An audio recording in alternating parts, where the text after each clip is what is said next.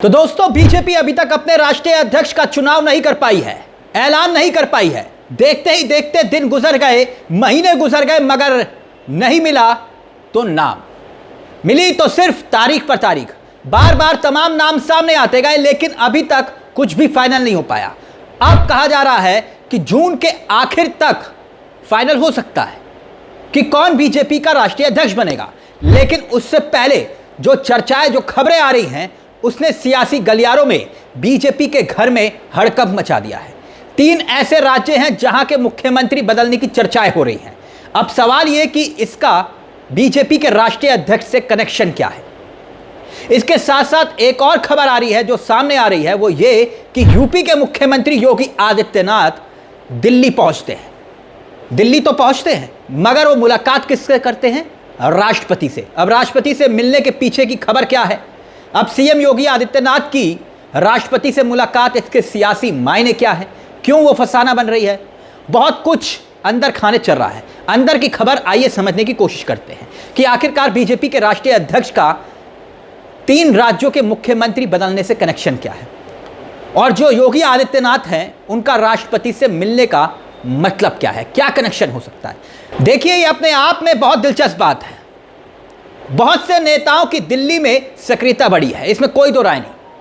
उनके दौरे बढ़ रहे हैं। उत्तर प्रदेश की राजनीति में बहुत उथल पुथल चल रही है। उथल पुथल इस लिहाज से क्योंकि उत्तर प्रदेश में भी 5 महीने से प्रदेश अध्यक्ष का चयन नहीं हुआ। बीजेपी का अध्यक्ष का पद यहां भी खाली है। बीजेपी यूपी में भी अपने अध्यक्ष की तलाश कर रही है। वहां भी पेच अटका हुआ है, यानी मामला अटका लटका और फटका हुआ है। और इस बीच सवाल सबके ज़हन में यही कि जेपी नड्डा को रिप्लेस करेगा तो करेगा कौन? जेपी नड्डा की जगह बीजेपी का अध्यक्ष होगा तो होगा कौन? बीजेपी, अगर आप देखेंगे तो लोकसभा चुनाव जब से खत्म हुए हैं उसके बाद से लेकर अब तक नरेंद्र मोदी की सरकार, यानी कि तीसरा टर्म आप कह सकते हैं, तीसरी बार, और उसके भी 1 साल पूरे हो गए, यानी कि मोदी जी की तीसरी बारी के 1 साल पूरे हो गए, लेकिन बीजेपी को अपना अध्यक्ष नहीं मिला। क्या यह सब कुछ सामान्य लगता है? यानी कुछ ना कुछ पक जरूर रहा है, कोई पेच फंसा हुआ है जो बीजेपी दिग्गज सुलझा नहीं पा रहे। वैसे तो अध्यक्ष बनाने के लिए नाम बताना अगर मैं शुरू करूं, जिनको बनाने की चर्चाएं हुई, तो वो बहुत लंबी फहरिस्त हो जाएगी। तमाम नाम हैं, 20 नाम हैं जिनके बारे में बात हुई, चर्चाएं हुई। जैसे उदाहरण के तौर पर हरियाणा के पूर्व मुख्यमंत्री मनोहर लाल खट्टर का नाम, उनके नाम पर चर्चाएं हुई, लेकिन वहां पर अमित शाह ने सहमति नहीं जताई। इस तरह की खबर आई। और कोई कह रहा था कि शिवराज सिंह चौहान का नाम लगभग फाइनल हो चुका है, लेकिन गुजरात लॉबी उसके लिए तैयार नहीं हुई। फिर नाम यह भी उछला कि वसुंधरा राजे को भी अध्यक्ष बनाया जा सकता है, और वसुंधरा राजे यस-मैन नहीं है। इसके साथ साथ धर्मेंद्र प्रधान का नाम आया। यानी नामों की एक लंबी पूरी सीरीज चली, और केशव प्रसाद मौर्य से लेकर मनोज सिन्हा तक के नाम उछले कि इन्हें बीजेपी का अध्यक्ष बनाया जा सकता है। मगर अभी तक बीजेपी ये तय नहीं कर पाई कि आखिरकार अध्यक्ष किसको बनाएंगे। 3 बातें जो समझ में आ रही हैं वो ये, जो पहली बात है कि बीजेपी में जो गुजरात लॉबी है, गुजरात लॉबी समझ रहे हैं ना आप, गुजरात लॉबी और आरएसएस, इनके बीच में अध्यक्ष को लेकर एक नाम पर सहमति नहीं बन पा रही है। यानी आरएसएस कोई और नाम चाह रहा है और गुजरात लॉबी कोई और। एक नाम और आपको याद होगा दोस्तों, प्रधानमंत्री नरेंद्र मोदी जब नागपुर गए थे, 11 सालों में यह पहली बार हुआ था कि वो नागपुर गए प्रधानमंत्री बनने के बाद। उसके बावजूद नाम पर सहमति नहीं बनी, नाम पर सहमति नहीं। यानी एक तो संघ का साथ होते हुए भी साथ नहीं था, यानी कि तनातनी है। और दूसरी ओर शाह और मोदी एक ऐसा अध्यक्ष चाहते हैं जो उनके मुताबिक हो, यानी कि यस मैन हो, उनके मुताबिक चले। और उन नामों में अगर आप देखेंगे तो केशव प्रसाद मौर्य फिट बैठते हैं, मनोज सिन्हा फिट बैठते हैं। बाकी कोई और नाम ऐसा दिखता नहीं है जो मोदी और अमित शाह के इशारे पर सिर्फ काम कर पाए। ना तो शिवराज सिंह चौहान है, ना वसुंधरा राजे हैं, और ना ही सबसे पहला नाम जिसका मैं जिक्र करना चाहूँगा, जिनका नाम सबसे ज़्यादा उछला था, और वो नाम था संजय जोशी का। वो तो बिल्कुल भी यस मैन नहीं है मोदी और अमित शाह के। यानी एक तो दिक्कत ये जो सामने आ रही है, जिसका मैं जिक्र कर रहा हूं, और दूसरी समस्या ये, जो अध्यक्ष होगा, अगला अध्यक्ष जो चुना जाएगा, लोकसभा चुनाव उसी की लीडरशिप में होगा, क्योंकि उसका कार्यकाल तब तक रहेगा जब तक अध्यक्ष बन नहीं पाया, क्योंकि अभी तक आप देखिए 2025 आधा साल गुजर चुका है, अब 3 साल के बाद लोकसभा का चुनाव होना है। ऐसे में बीजेपी के सामने मुश्किल यह है कि वो किसी जाति का अध्यक्ष बनाए, वो जाति कौन सी हो उस पर भी बहुत कुछ निर्भर करेगा। जैसे उदाहरण के तौर पर मैं आपके सामने रखता हूं, ये क्यों जातीय फैक्टर महत्वपूर्ण होगा, वो ये समझिए, इस तरह से समझिए कि जैसे अभी जेपी नड्डा है, स्वर्ण कैटेगरी से आते हैं, उनकी जगह क्या स्वर्ण चेहरा ही लाया जाएगा? नहीं, ओबीसी लाया जाएगा या दलित चेहरा होगा, यह लगभग तय माना जा रहा है। क्योंकि लोकसभा के चुनाव में दलितों का जो मुद्दा बहुत तेजी से उठा और बीजेपी को जो नुकसान हुआ, 240 सीटों पर सिमट गई बीजेपी। अब यह कहा जा रहा है कि हरियाणा, उत्तराखंड और इसके साथ साथ राजस्थान, यहां पर मुख्यमंत्री बदले जाने की चर्चाएं हैं। अब यह क्यों कहा जा रहा है? क्योंकि उत्तराखंड में पुष्कर सिंह धामी की सरकार है और जिस तरीके से सरकार चल रही है, मनमर्जी चल रही है। सरकार वहां कम चल रही है, मनमर्जी ज्यादा चल रही है।